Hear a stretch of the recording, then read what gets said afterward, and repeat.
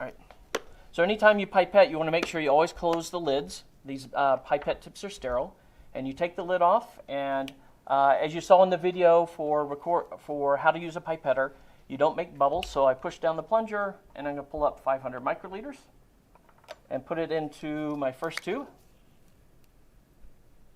like that. So now I have my first one. So now I've got to put 500 microliters of water into the next tube. So I get a fresh tip. Always change tips in between. So here's my water. Draw out 500 microliters and put it into the first dilution tube.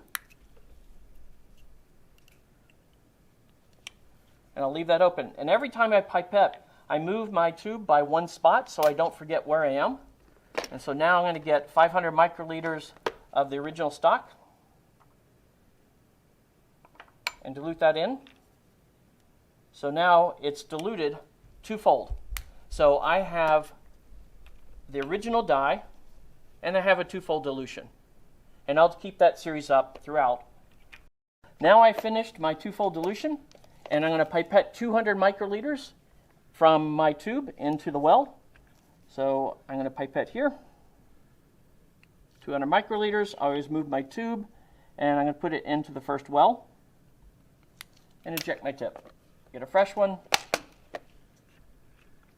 Take the next one, 200 microliters. That's a twofold dilution. Move the tube, put it in the second well, and continue on. So now we're going to go get the tube measured. Okay, so now I've put all my samples in the plate, so let's take it to the plate reader.